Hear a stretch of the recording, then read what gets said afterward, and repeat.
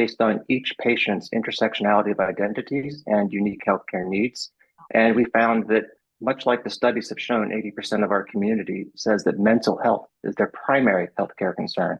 We found that over 90% of the patients we served were coming to us for mental health reasons. And given the national mental health crisis and shortage for the nation, that we found that a lot of primary care practitioners on our platform were dealing with patients who were exhibiting mental health conditions. But the patients loved it. Not a single one of them had seen a provider, sometimes ever since rolling off their parents' insurance plan, or hadn't been for over a decade, because they didn't feel safe and they kept going by word of mouth and trial and error. And they just were fed up with the whole process of trying to find someone they felt safe being their authentic selves with. And providers wanted to reach this NIH classified health disparity population that is about 30 million LGBTQ Americans. These providers know that this community is out there. They know that it represents every other underserved demographic, from racial minorities to military veterans, but they didn't know how to authentically engage them in such a way that it would change their perception of healthcare, that they would then come to their offices. So we effectively drove an invisible patient population to the provider's digital doorsteps. And they loved it because they had the training to create that digital safe space. Then the providers had told us that they needed more bells and whistles, more features, because that minimum viable product, as I like to say, was a skateboard that got you from A to B. It wasn't exactly a Bentley or a Maserati. So in order to build more features, integrate with electronic healthcare records, have insurance on there, as well as prescription fulfillment, that would take a lot more time and money from a technical build. And the venture capital spigot was starting to close. So we decided that path had to sort of be put on pause, but we at least had the AI infrastructure there to come back to later. So we realized that the immediate need for our community was still present and growing, particularly for the mental health space. So we found, and we had to vet several telehealth partners to help get our product to market. And so we found one. It took 9 months to negotiate the right contract for our company. And this company I like the most because they wanted to incorporate DEI and principles into their corporate DNA at the onset, rather than find out later, we should have been thinking about this 5 years ago. Let's backtrack and put some Band-Aids here and some duct tape there and say, oh yeah, wave the rainbow flag, as many companies unfortunately do. This company said, no, we want to do it right from the start. And so they're partnering with us. They gave us a good deal. And all of their providers have gone, that are on our platform now, have gone through the evidence-based cultural competency training. And many of the materials we receive for that training are not ones we generate ourselves, because we are not medical providers. We utilize the National Institute's, the National LGBTQ Health Education Center, which is a program of the Fenway Institute in Boston. And they have wonderful materials. But we found, as we went through the Cedars-Sinai Accelerator in Los Angeles last year, that there's clinician burnout in general. But then when it comes to adding additional training for clinicians, it's even worse. Some clinicians even thought that sexual harassment training was equivalent to LGBTQ cultural competency training. I found that shocking, but at the same time understandable given the pressures they're under. So we've taken the materials that are provided free to the public, as it's federally funded, and broken them into digestible components that providers complete. And as soon as they do, we get notified that they've completed the course, as we call it, sort of an LGBTQ 101. And whenever a provider receives a patient from our platform, they're notified immediately that they are identifying as LGBTQ, coming from Equality MD, and they're reminded of some of the key best practices to make sure that they engage with the patient while they're having that digital engagement. Wow, that's very interesting. Yeah, and I think it's so important, right, not to have just the rainbow washing, if you will, but true interest, like in being able to serve like the very diverse needs of the LGBTQ communities. So I guess I was just wondering, like, so say for instance, like if I were to get on Equality MD, is it that, you know, I would be able to link to a dermatologist, a mental health counselor, if I have allergies, an allergist, et cetera, like would I be able to get all of my needs met on Equality MD? And then would all of those would I be able to then like have a physician or provider, like as you mentioned, match exact, like they would be part of the LGBTQ community, or as you said, like they have just taken the training, so it's a mix of people who might be identifying as LGBTQ versus those that are friendly and understanding. Great question. I get this a lot. Um, Many times in LA, I was approached by people saying, "You can finally connect me to a gay doctor," and I said, "Do the math. If if 10% of the nation is LGBTQ and X% are doctors, chances are you're probably not going to find one. If you do, that's fantastic, but that doesn't mean they're going to deliver good care. I've had patients come to Equality MD and they've said that they've had LGBTQ providers who were just had terrible bedside manner. Mhm. Um, and so just because someone identifies with the community doesn't mean they can't uh, forego the evidence-based cultural competency training because it's an evolving area of research and best practices. So the providers, there are some who identify as LGBTQ and some want to identify as such, but some, it's their personal choice not to do so. And we Mhm. respect their privacy. But all of them have gone through the training that we have so that you can at least rest assured that they know how to create the safe space where you can be your authentic self. So the offerings we have now, they are mental health care, primary care, and urgent care. Mhm. And certainly, if you have basic primary care needs, allergy issues, some dermatological issues, you can certainly talk with a primary care provider about that. That we'll be adding some specialty services down the road as we grow, certainly after this Pride Month and through the summer.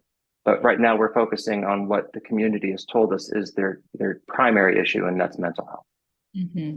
Yeah, absolutely. And it's just interesting. I saw some of the comments in the chat as well, right? Like for those of us who are part of the LGBT community, what kind of providers we would want. And if you tend to find people who are on the platform that if they have the chance to be able to connect with an LGBTQ provider, if that's what they're doing. And then as you said, like the different types of specialists that are on there, some might say, oh, I want my neurosurgeon to be LGBTQ or my orthopedic surgeon. So Yeah, one of our investors and lifelong friend, actually a childhood friend, um, used to play hide and seek in third grade. But uh, he's his family and my family have been friends forever. His name's Ashton, and so he was saying, "Well, what about connecting me with an African American doctor who specializes in this?" And I said, "Ashton, there are 5,000 Black doctors in the country. yeah. How many of those identify as LGBTQ? How many of those identify or work in this specialty area?" And he said, "I get it, I get it." So we certainly are, the matching algorithm matches you with the best available connections. But we have to remember, even though we serve patients nationally, the provider has to have a license in the state where you reside. Mhm. That is a rule, that is the law. So even if you have the best match possible, they might be in the state next door, and therefore they will not show up as a match for you because we can't do that. Oh my goodness. I can only imagine the frustration that may cause. But Dr. LeCompte, did you want to jump in or can we move on to the next one? I actually was going to ask about that matching algorithm, does it, because we're not just LGBTQ, we're also, there's race and ethnicity and Yes. everything to be considered. So, is it an option though to like enter that criteria there just to see if there is someone that is available? Absolutely. We can't promise anything because the network of providers that we're working with, our teleprovider, continues to grow. And they don't come in one by one, they come in provider groups. And that's a really good thing because that enables our teleprovider to bring down the price per visit that allows us to pass those savings along to the consumer. And because we're cash pay, no insurance, it removes the overhead, it removes the process of going through the mental gymnastics of, am I reaching my deductible? Does my level of insurance cover telehealth at all, let alone mental health? Does it cover prescriptions? So we certainly want to make sure that we find the best match possible. But at the end of the day, you control who you see. We'll give you some suggestions, but you handpick the provider you want. You can stick with that provider if you want to have continuity of care, particularly for, say, mental health sessions. But if you want to have a different provider and just try a different experience, you're more than welcome to do so at any time. No, that's really helpful to know. Thank you.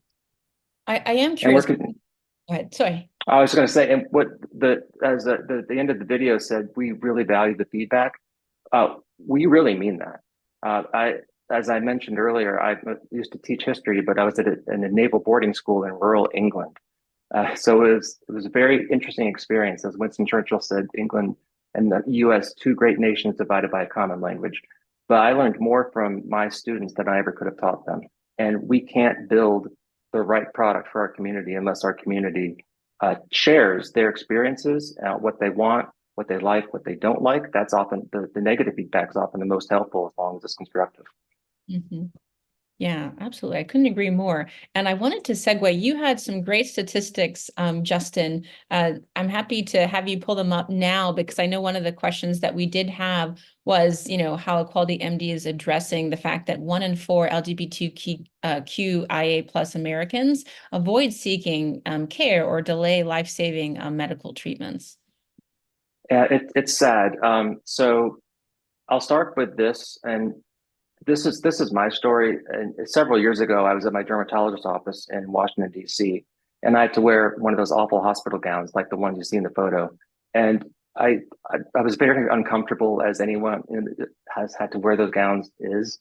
And I often use self-deprecating humor to alleviate my own tension and to hopefully build a sense of rapport with the provider. And I'd never seen this provider. It was just my in-network provider that I was assigned. And so when the doctor came in, we met, exchanged pleasantries, and I made a joke about being gay. And as he was about to begin the exam, he stopped and said, "I'm sorry, I can't complete the exam." He took off his gloves and walked out of the room and closed the door, leaving me feeling alone, ashamed, and unseen.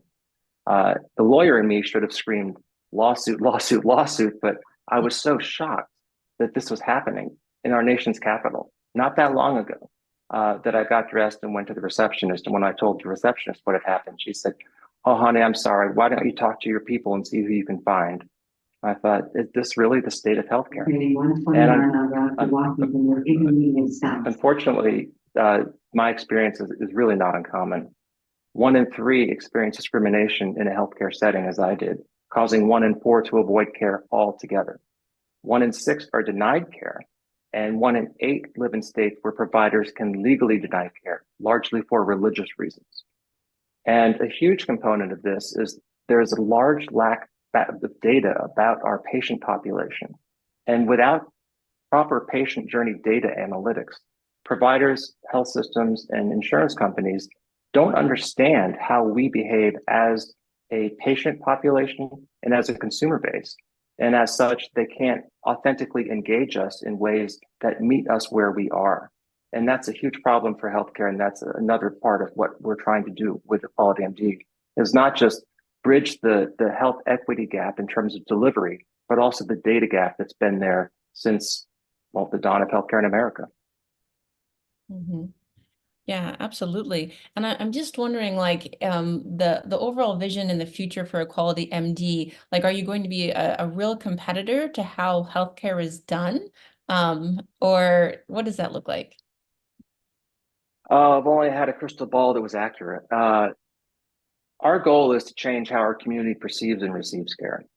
We want to connect patients with providers who have the training necessary to create the safe space, eventually both virtually and in person, that utilizes data analytics so that we can transform those analytics into insights that are actionable. So health systems, payers, and employers can authentically engage more patients, meet them where they are, increase patient engagement, improve patient outcomes, generate predictive analytics. And we're also building a really, really interesting chat GPT that's LGBTQ focused. It's sort of like a LGBTQ coach for clinicians as well as insurance companies that they can use in real time to assist them in care navigation and communication with our community as patients, but also from the payer's perspective, because 1 in 5 of our community experience discrimination from insurance companies. So it's not just the provider issue, it's also the payer, making it a system-wide problem. Eventually, there are some companies that have approached us as potential acquirers because a big question I get is, well, why doesn't Amazon do this? Why doesn't CVS do this? And it comes down to one word: trust. The community does not trust large corporations with their healthcare. A patient-provider relationship is one of the most intimate one can have. And when you have that broken, as it is currently now, given the statistics, you need to build that trust back up. And executives at the Amazons of the world understand this, and they're not attempting to create something for health disparity populations that span racial minorities, military veterans, neurodiverse, LGBTQ, et cetera.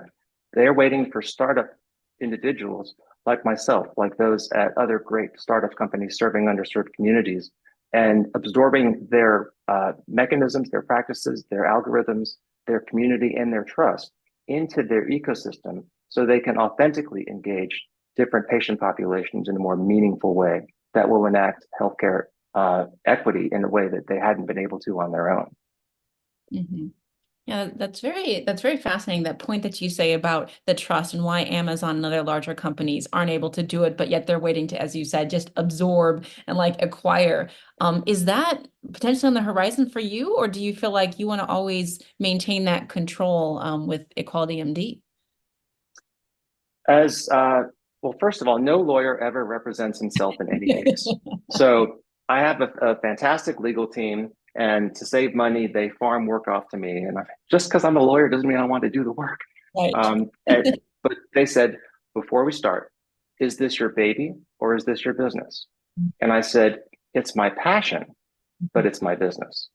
And they said, okay, so you're a social entrepreneur, you're mission driven, but you do want to exit at some point. And I said, yes. In fact, at some point, I want this company to grow and grow to a point where I have to be replaced as CEO because I don't have the skill sets required.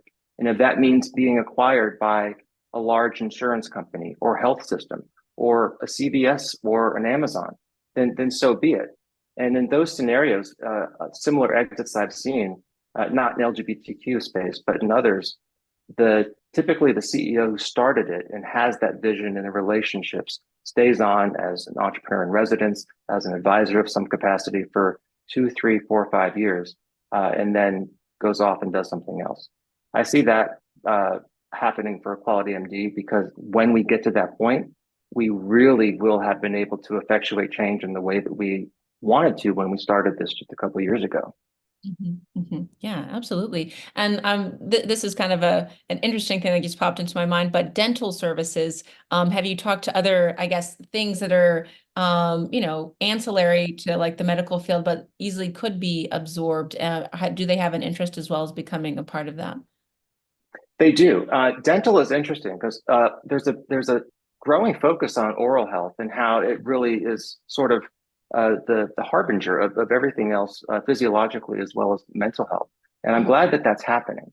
I know nothing about oral health other than I go get my teeth cleaned every now and then.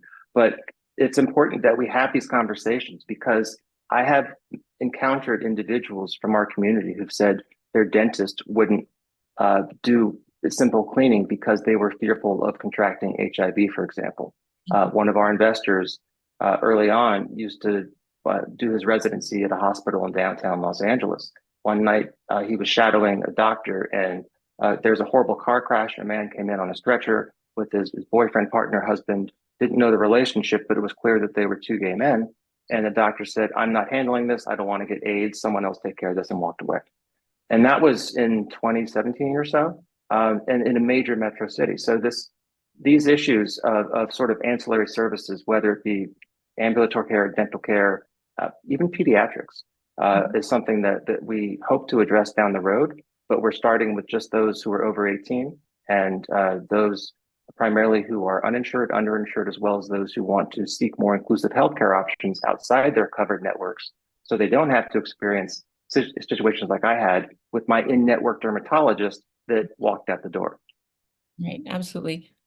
I think just listening to your personal story as well as the story you just told, I think a lot of folks think that is something that's happened in the past, but doesn't happen anymore. And it just sort of shows like how naive that is and the need for this type of care. It's just something that popped into my mind, and I just wanted to vocalize it, not to interrupt the flow of conversation, but thank you. Wanted to honor that for a moment.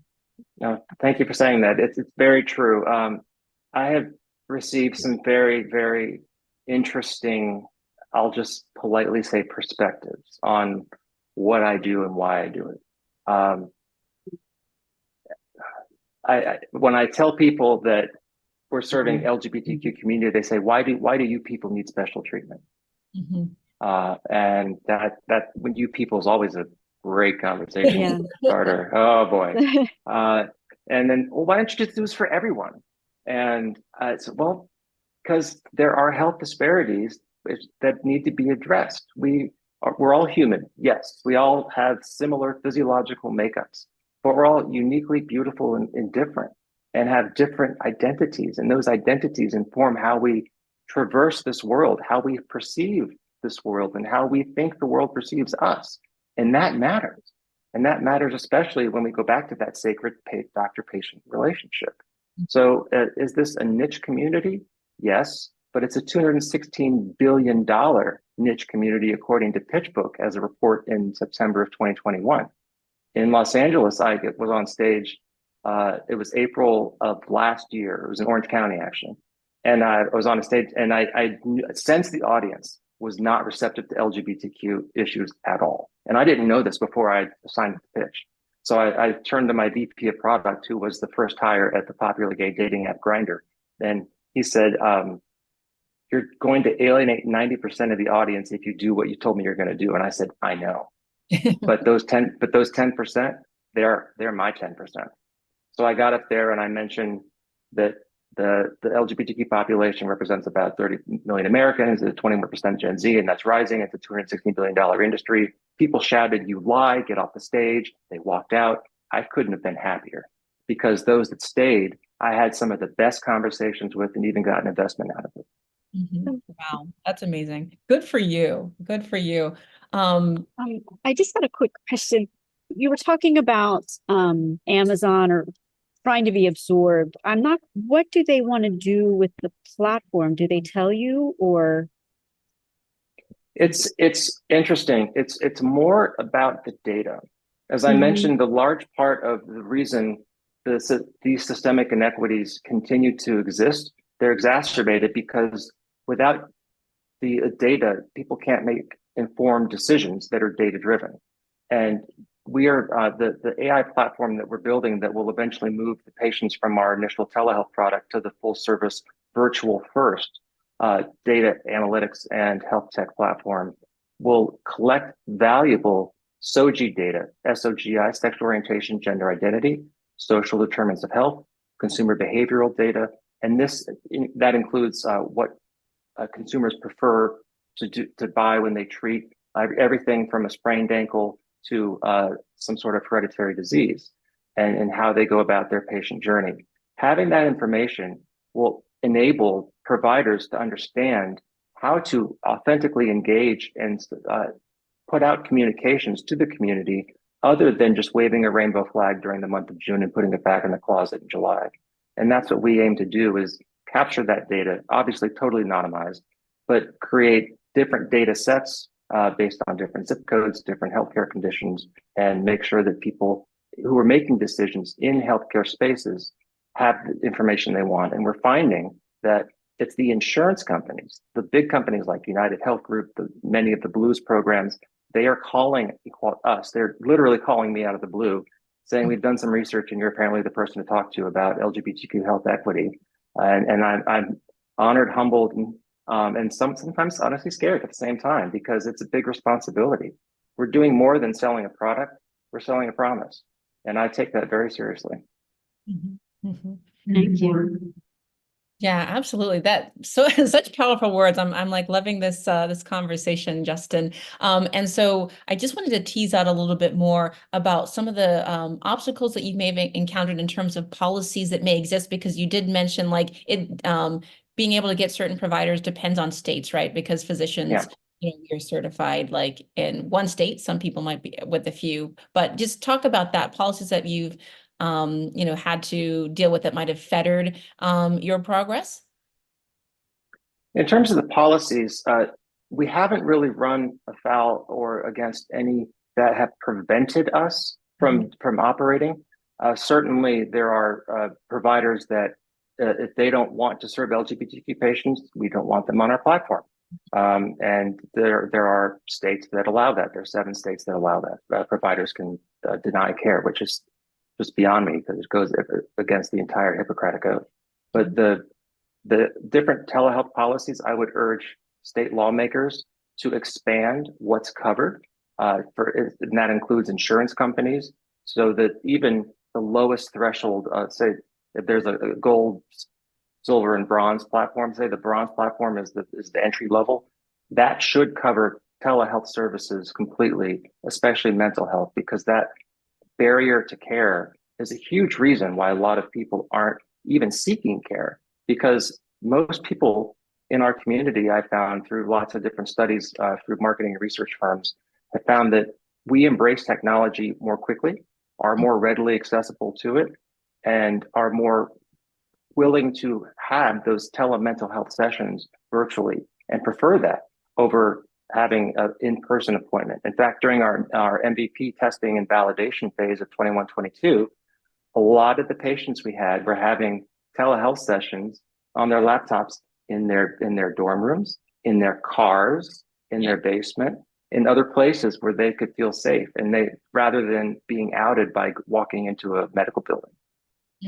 Yeah, absolutely. That really strongly resonated with me, like where people are wanting to get their care, right? And the number of people who are taking calls, be it telehealth calls or others in their basement, in their car.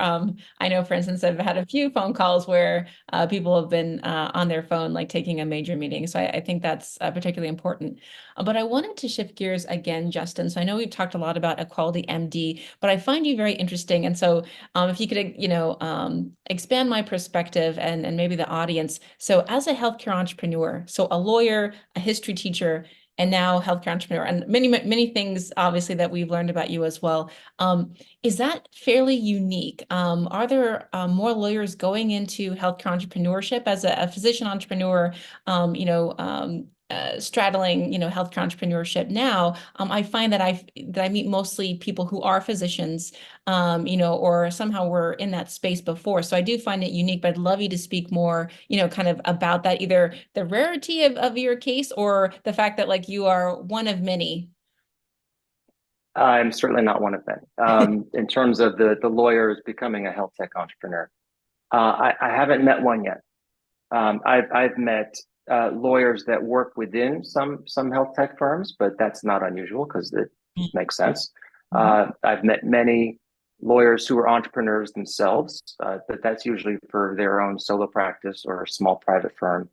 It's rare for lawyers to dive into healthcare. There are a few if they've had some healthcare experience, as I have, but it's not common. And but at the same time, whenever I go into a room, sometimes I somehow there's like this magnetic pull. I just find the lawyers. I don't know if you're like that with doctors, but when I talk to them, I tell them what I do, and most of them just think I couldn't have that type of unstable life of being an entrepreneur. And the fact is, most can't. I think that's the biggest misconception of being an entrepreneur is that you make your own schedule, you live this glamorous life.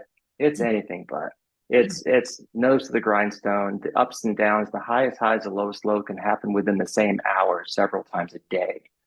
So you have to be beyond resilient, have that grit, and also have the backing of a strong support system. The idea it takes a village comes to mind. I am not alone in any of this. I am surrounded by people who are extremely intelligent, and I make a point of surrounding myself with those who know things that I don't, so they complement my skill sets. I don't want yes people around me. And we're blessed to have over 100 different mentors from different disciplines, and from technology to medical healthcare practitioners to those who understand the policy issues. And without all of them working together, And I don't speak with all of them every day because I get things done, but I know that I can call on them and they're willing to help because they believe in what we're doing and they understand the need. And I think that's extremely powerful, is to surround yourself with those who believe in what you're doing and you as a person and not just your idea. Yeah, absolutely. I think that's you know, fantastic, the support system that you can have. And I know we were chatting earlier before we actually let the audience in, so I'd like to bounce back to where we were there. The strategy of being an entrepreneur, and there are different ways that people may approach it. And one of the things that you've done, you've mentioned even during our conversation now, is being part of different incubators. So I wondered if you could expand upon that a little bit more for the audience, as how that strategy's worked for you, how it's worked for other people, as in gaining momentum, you know, for whatever business they might be doing in healthcare. I think any entrepreneur, particularly in healthcare, it occupies a fifth of our nation's GDP. It's massive, it's complicated. I don't think it's ever going to get uncomplicated, unfortunately, but we can at least make it more accessible to those who have been underserved, historically speaking.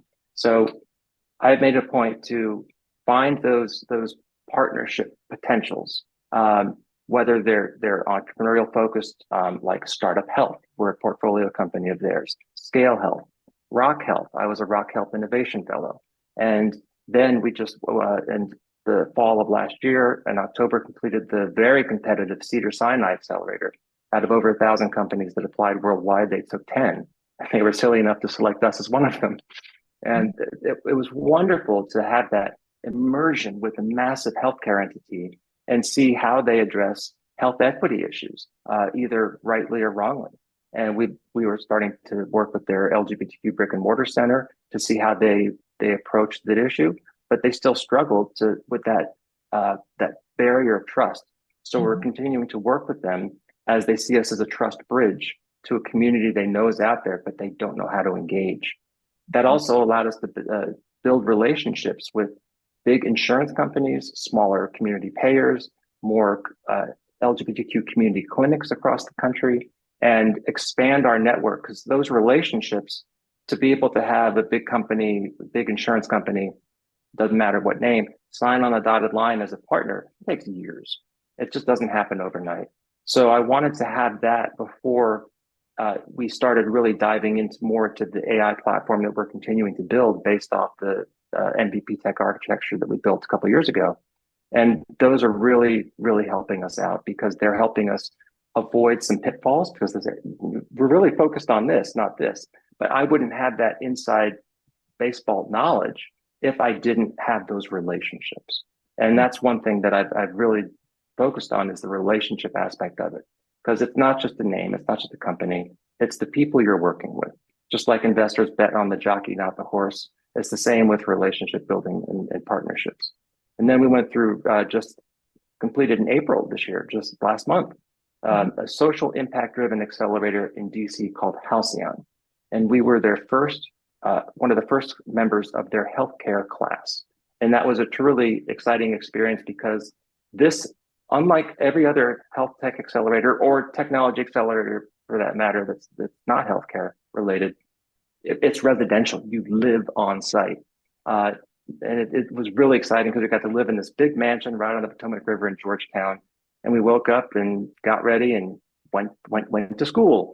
And we helped each other with our pitch practices. And it was really a community coming together, helping each other really become their best selves and overcome their personal insecurities and their own challenges, and helping make connections. Oh my gosh. Yeah. So I'm sorry, Justin, it sounds like the importance of the relationships is not just with the organizations running the accelerator, but the folks you met through the process. Am I right? Yes. That the mentors are invaluable. They'll throw at you, I think at Cedars-Sinai, we probably met with literally over 100 different potential mentors. And some are C-suite executives of corporations, some are nonprofit leaders, some are surgeons, some are community healthcare workers. It's very, just everything. And we're not going to utilize all of them, but we've kept the ones that made the most sense, those relationships alive. And we're looking down the road to see who might be able to help us as we grow. And maybe not now, but just keep them up to date as to where we are, where our journey's going, It's never a straight line. You have to be nimble and adjust to the landscape as it evolves. Sometimes as it evolves, it throws boulders at you and you have to avoid them and laugh and roll with the changes. But having those relationships is critical. So it's not just you go and learn. You have to go out into the community you're in. So I grew up in the DC area and I brought some of my classmates who, some of whom had never even been to America, which was great. It was a global accelerator. And I brought them to places like the Kennedy Center. I graduated from high school from there, but they'd never even been there. And it was really cool to sort of show off my hometown, but at the same time, bring them to networking events that I've been going to in the sort of greater DC, Virginia, Maryland metro region that help them create their own relationships by making introductions for them. And I find great value and purpose in helping other people connect with others who can help each other create that partnership or help them on their journeys that has nothing to do with me, because I know that the universe will give you exactly what you need when you need it, never when you want it.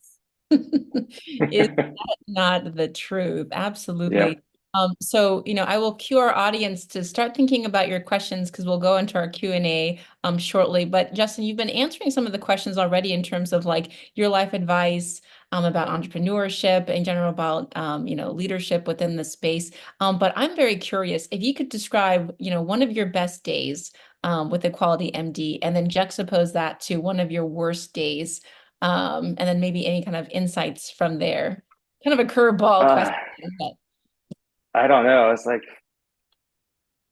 every day's I'll say this. I was born in Las Vegas, and Liberace's my godfather, and it's home, but not. And I got the opportunity to pitch on stage at the Las Vegas Convention Center, 2 blocks from the hospital where I was born, 1 block from the hotel where Liberace announced my birth on stage, in front of thousands of people in the healthcare industry at the big health conference, HLTH. And that was just like pins and needles exciting because never give a lawyer a microphone. But at the same time, I was able to sort of channel that creative spirit. I couldn't walk around the stage as I wanted to because I had to stand in my box for the camera, but I was able to have fun delivering the pitch, and people commented afterwards, "You really enjoyed that?" And I said, "Hell yeah, I did." And even though no investments came from it, the satisfaction of being there and having Cedars back me, back our team, back our vision, our company, that's was just, I worked so hard for that. Our team has worked so hard for that, and our advisors who put their belief in us a couple of years ago, we're so proud of us for that. And that even though not a penny came in, didn't matter. As I met new people, I started new relationships that at some point might turn into something else. Bad days, there was one investor, 2021, early 2022, that had committed $500,000 and then pulled out after ghosting us. And that's not uncommon, I later found out. But we had sort of planned and started doing some hires and making some moves to accelerate our product. At the time, it was still that platform we were building ourselves. But it turned out that not getting that investment and that gut punch that left us sort of bewildered, I had to take some time off and just say, what the hell am I going to do now? These people relying on me. I never pay myself. I always pay everybody else first. And what am I going to do? It turned out that was a good thing because we weren't ready at that time for that amount of investment. But I didn't know that. And sometimes it takes several gut punches to realize that that's exactly what you need. Mm-hmm.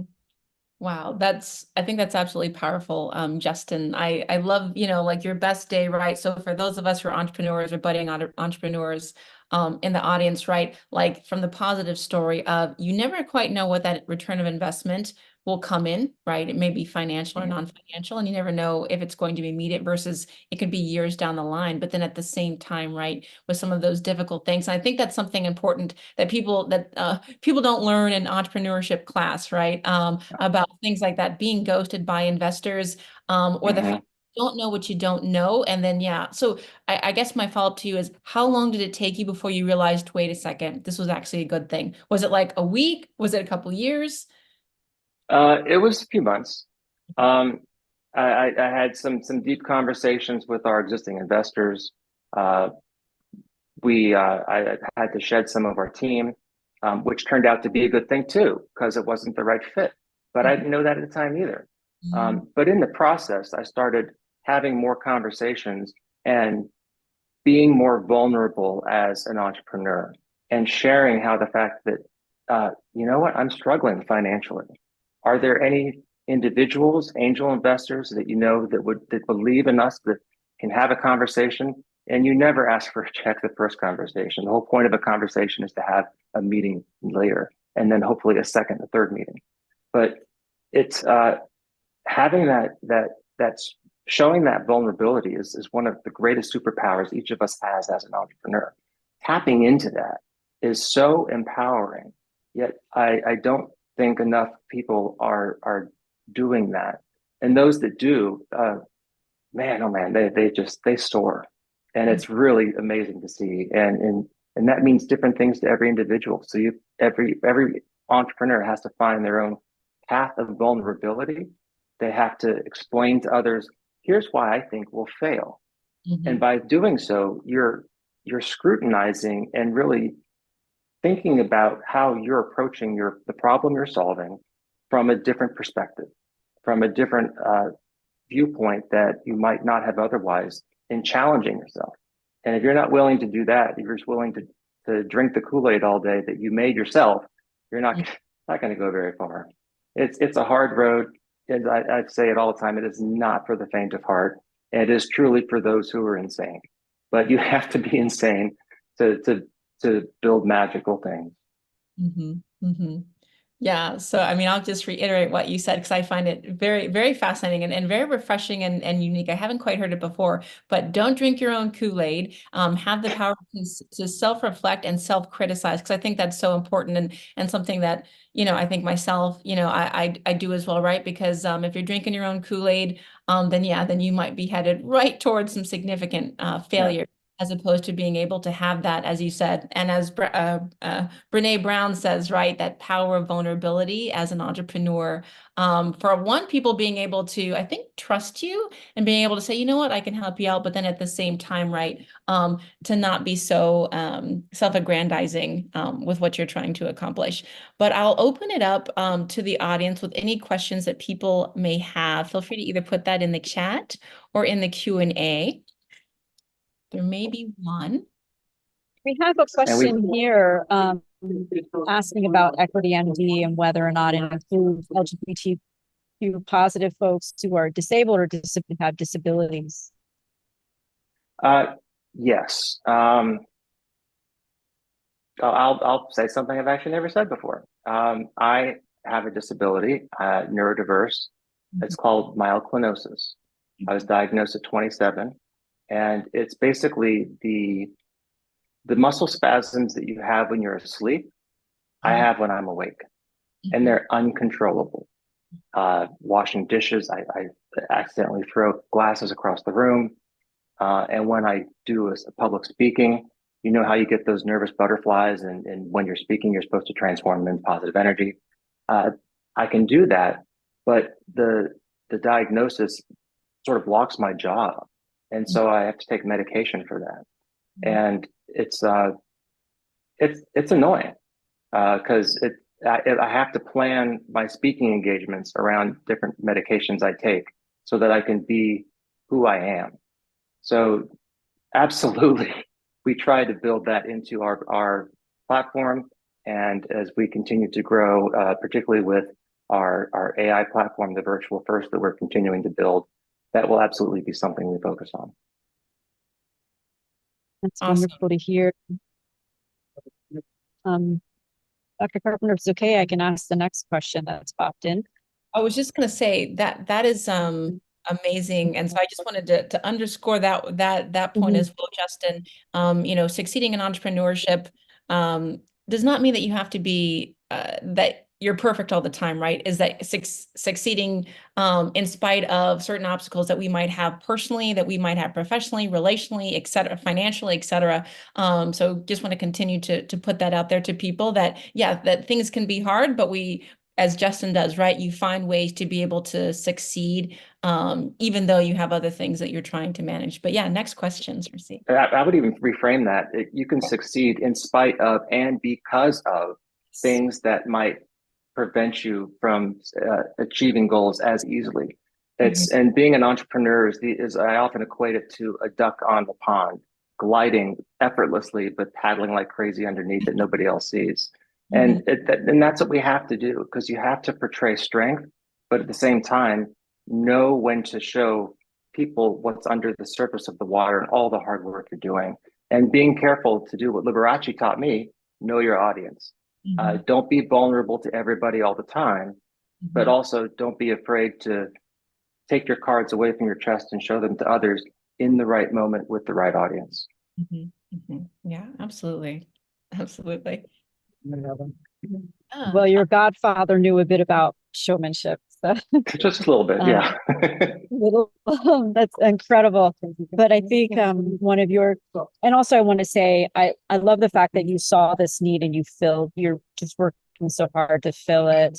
And one of the commenters, someone had a question, Michelle Lynn Fair, said, she's talked about it being an excellent resource and a role model for equity in healthcare. And she says, bravo to you for your courage and commitment to medical access justice. She wants to know how she can get the word out to her clientele. We're doing some internal bug fixing right now, but we plan on doing a larger launch in the coming weeks for the telehealth platform.